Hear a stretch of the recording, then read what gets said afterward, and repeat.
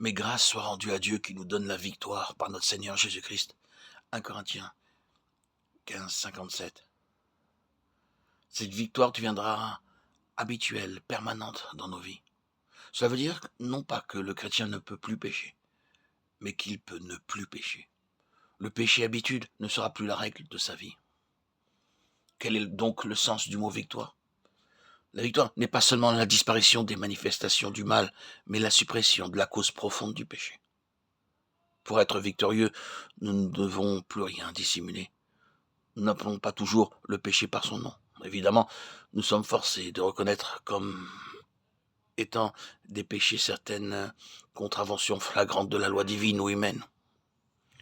Mais comment appelez-vous les pensées mauvaises, les sentiments coupables qui se cachent dans la profondeur de votre âme? Sont-ce vraiment des péchés? Dieu affirme que oui. Mais si tu veux que la vérité soit au fond du cœur, fais donc pénétrer la sagesse au-dedans de moi. Purifie-moi avec l'hysope et je serai pur. Lave-moi, je serai plus blanc que la neige. Ô Dieu, crée en moi un cœur pur, renouvelle en moi un esprit bien disposé. Psaume 51, 8, 9, 12. Ayant donc de telles promesses, bien-aimés, purifions-nous de toute souillure de la chair et de l'esprit, en achevant notre sanctification dans la crainte de Dieu. 2 Corinthiens 7, 1. Vous aviez l'habitude de vous mettre en colère maintenant, vous savez contrôler extérieurement, au moins, ces accès de violence. Mais vous éprouvez encore une grande irritation intérieure et du ressentiment. Est-ce la véritable victoire? Quelqu'un vous dit une parole méchante ou injuste, vous ne répondez rien et apparemment restez calme. Mais au fond, vous êtes fâché et vous vous dites « J'aimerais bien pouvoir lui dire ce que je pense ». Est-ce là la délivrance du péché?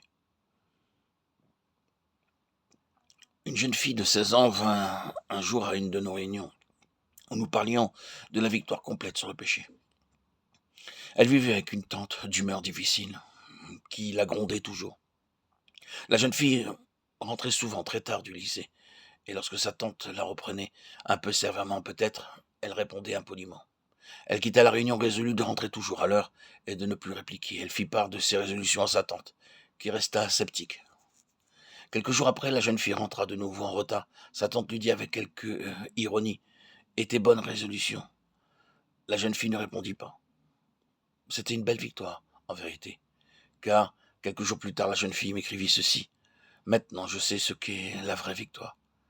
Car quand ma tante m'a grondé, non seulement je n'ai pas répliqué, mais je n'avais même plus envie de le faire. » Quelqu'un vous a fait un tort, vous ne dites rien, vous ne cherchez pas à vous venger. Mais au fond, vous en voulez à cette personne, et s'il lui arrive malheur, vous n'êtes pas trop fâché. L'esprit qui vous anime est-il celui d'un vrai chrétien? Pendant une série de réunions, une dame vint me demander conseil. Elle était malheureuse, et elle rendait malheureux ceux qui vivaient près d'elle. Elle avait un interdit. Bien qu'elle fût dans l'œuvre de Dieu, elle haïssait profondément quelqu'un de son entourage. Elle en était même venue à ne pouvoir rencontrer la personne en question. Elle finit par reconnaître que c'était un péché et que cela nuisait à sa vie intérieure et à son témoignage que d'avoir de tels sentiments.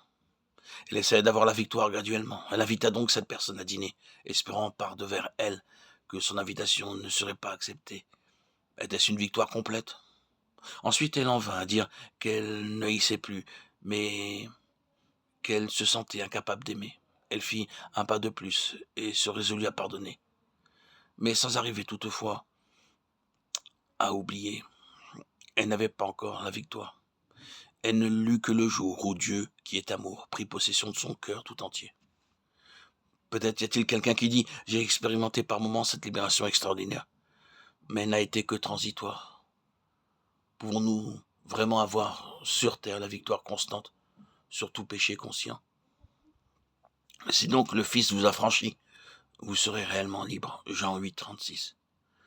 En effet, la loi de l'esprit de vie en Christ m'a affranchi de la loi du péché et de la mort. Romains 8, 2.